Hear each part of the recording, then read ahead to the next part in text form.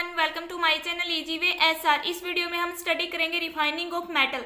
तो इससे पहले वाले वीडियो में हमने स्टडी किया था इलेक्ट्रोलाइटिक रिडक्शन। इलेक्ट्रोलाइटिक रिडक्शन में क्या सीखा था हमने कि जो हाईली रिएक्टिव मेटल है उनको कैसे एक्सट्रैक्ट किया जाता है उनके ओर से, जो हैलाइड और ऑक्साइड की फॉर्म में प्रेजेंट होते हैं। तो देखो हमने बहुत सारे मेथड स्टडी किए हैं एक्सट्रैक्शन ऑफ मेटल के। तो उनसे जो मेटल मिली थी, जिसमें हमने क्या देखा था उस मेथड में कि पहले ओर को मेटल ऑक्साइड में कन्वर्ट करना सीखा, फिर मेटल ऑक्साइड का रिडक्शन किया जिससे मेटल मिली है। जो ये मेटल प्राप्त हुई है हमें, बहुत सारे मेथड जो हमने देखे, हाईली रिएक्टिव मेटल का एक्सट्रैक्शन सीखा, लो रिएक्टिव मेटल का, मीडियम रिएक्टिव मेटल का।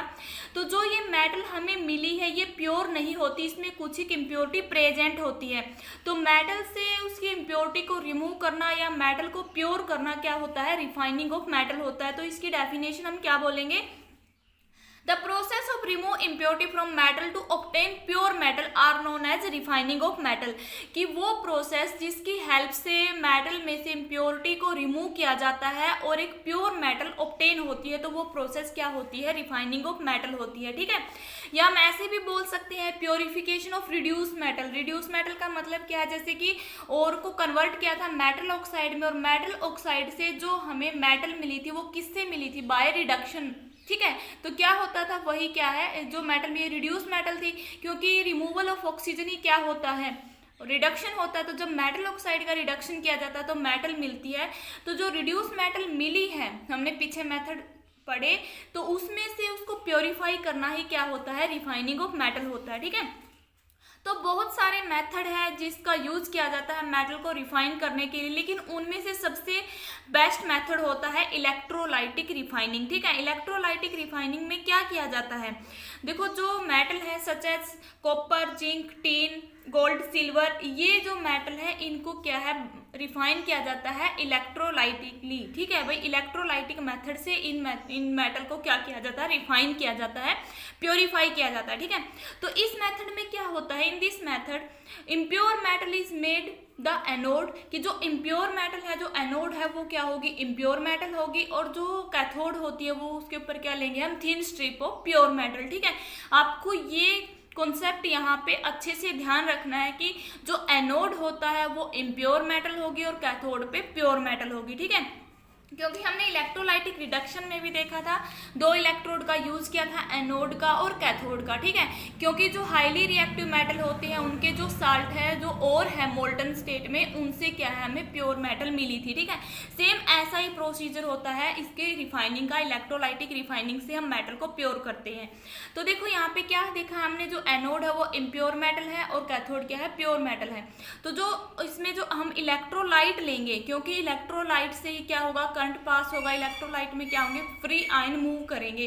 तो इलेक्ट्रोलाइट में हमें क्या लेना है, उस मेटल का साल्ट लेना है। Solution of the metal salt is used as an electrolyte. ठीक है, तो इसका कैसे डायग्राम होगा, देखो जैसे हमने यहाँ पे क्या, एक टैंक है, इसमें दो इलेक्ट्रोड है, एक एनोड और एक कैथोड। मैंने आपको बताया अभी, जो एनोड है वो इम्प्योर मेटल है और कैथोड पे हम लेंगे प्योर मेटल की एक थिन स्ट्रिप। एनोड क्या होते हैं, पॉजिटिव चार्ज, और कैथोड पे होता है नेगेटिव चार्ज। जो एनोड और कैथोड है इनको कनेक्ट किया जाएगा एक्सटर्नल बैटरी के टर्मिनल से। जैसे बैटरी के दो टर्मिनल है, पॉजिटिव और नेगेटिव, एनोड को हम कनेक्ट करेंगे बैटरी के पॉजिटिव टर्मिनल से और कैथोड को कनेक्ट करेंगे बैटरी के नेगेटिव टर्मिनल से। तो जैसे मैंने अभी आपको बताया कि हमें एक सॉल्यूशन लेना है, जैसे कि यहाँ पे ये सॉल्यूशन है जिसको क्या बोला जाता है, इलेक्ट्रोलाइटिक सॉल्यूशन। और ये इलेक्ट्रोलाइटिक सॉल्यूशन क्या होगा, उसी मेटल का साल्ट होगा जिस मेटल को हम प्योर करेंगे।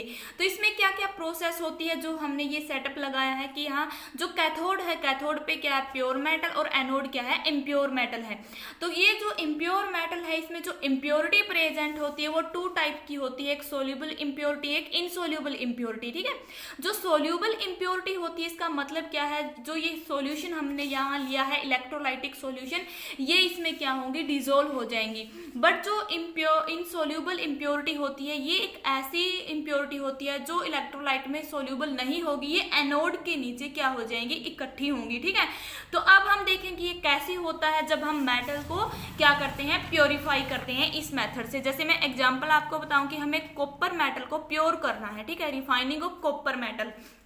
तो इसमें क्या करना होगा, ऐसे ही सेम वही इलेक्ट्रोड लेनी हमें, एनोड, एनोड पे हम लेंगे इम्प्योर कॉपर मेटल, और कैथोड पे क्या लेना है, thin strip of pure copper metal. ठीक है, अब देखो क्या होता है, एनोड पे क्या होता है, लॉस ऑफ इलेक्ट्रॉन होते हैं, मतलब यहाँ पे ऑक्सीडेशन होता है, और कैथोड पे क्या होता है, रिडक्शन होता है। तो जैसे ही क्या किया जाएगा, इसमें से इलेक्ट्रिक करंट को पास करेंगे हम, और जो यहाँ इसका ये इलेक्ट्रोलाइटिक जो सॉल्यूशन है, इस पे हम क्या लेंगे, कॉपर सल्फेट और डाइल्यूट सल्फ्यूरिक एसिड लेंगे। ठीक है, क्यों होता है, क्योंकि जो डाइल्यूट सल्फ्यूरिक एसिड होता है ये अच्छे से आयनाइज कर देगा कॉपर सल्फेट को, तो इसके क्या होंगे, आयन फ्रीली मूव करेंगे, और जैसे यहाँ से इलेक्ट्रिक करंट पास होगा तो जो करंट है वो इन आयन की वजह से ये कंडक्ट करेंगे करंट को। ठीक है, तो देखो क्या प्रोसेस होती है इसमें, जो कैथोड है वो तो मैंने अभी आपको बताया है कि प्योर स्ट्रिप कॉपर की, और एनोड है इम्प्योर। तो क्या होता है कि जो इलेक्ट्रोलाइट की जगह पे क्या लिया, कॉपर सल्फेट और डाइल्यूट सल्फ्यूरिक एसिड लिया है।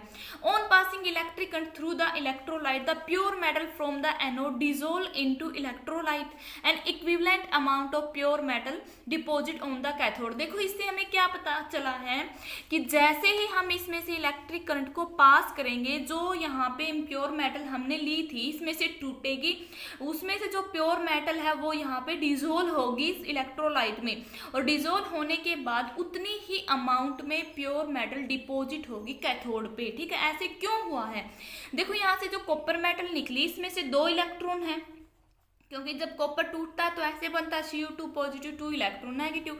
तो ये जो Cu2 पॉजिटिव है कॉपर है, ये इस इलेक्ट्रोलाइट में डिसोल्व होके उतनी ही अमाउंट में फिर ये कहाँ पे डिपॉजिट होगी, कैथोड पे डिपॉजिट होगी। ऐसा क्यों होता है, क्योंकि जो इलेक्ट्रॉन यहाँ से छोड़े, ये इलेक्ट्रॉन एनोड से कहाँ पे आएंगे, कैथोड पे आएंगे। क्यों, क्योंकि एनोड का मतलब क्या होता है, रिमूवल ऑफ इलेक्ट्रॉन।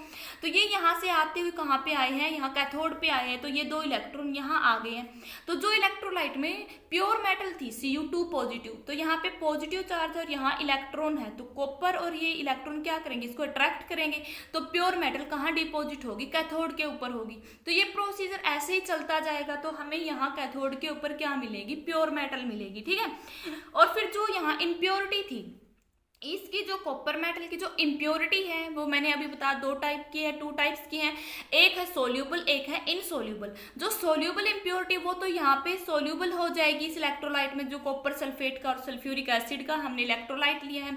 बट जो इनसोल्यूबल इम्प्योरिटी थी वो यहाँ एनोड के नीचे इकट्ठा होना स्टार्ट हो जाएगी। ठीक है, तो जिसको क्या बोला जाता है, एनोड मड। जो इम्प्योरिटी यहाँ इकट्ठी होगी वो क्या होगी, एनोड मड होगी। ठीक है, क्योंकि एक जो इम्प्योरिटी सोल्यूबल होगी वो इलेक्ट्रोलाइट में घुल जाएगी, लेकिन जो इनसोल्यूबल होगी वो एनोड के नीचे इकट्ठा हो जाएगी, जिसको क्या बोला जाता है, एनोड मड बोला जाता है। ठीक है, तो ऐसे हम क्या कर सकते हैं, मेटल को प्योर कर सकते हैं।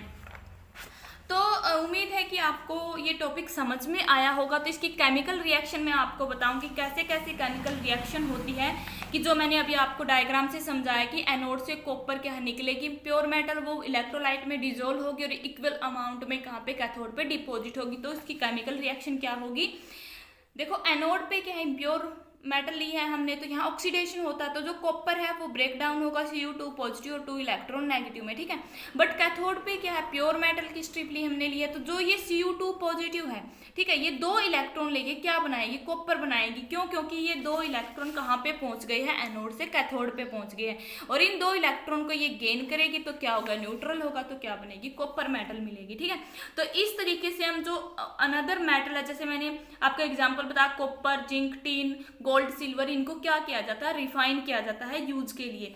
तो जो नेक्स्ट टॉपिक होगा corrosion and prevention of corrosion, ये हम इसकी नेक्स्ट वीडियो में स्टडी करेंगे। अगर आपको ये वीडियो अच्छी लगी है तो लाइक करें, अपने फ्रेंड को शेयर करें, बेल आइकन के बटन को ऑल पे प्रेस करें, ताकि मैं और वीडियो बनाऊं उसकी नोटिफिकेशन आप तक पहुंचती रहे, और मेरे चैनल ईजी वे को सब्सक्राइब जरूर करें। Thanks for watching this video.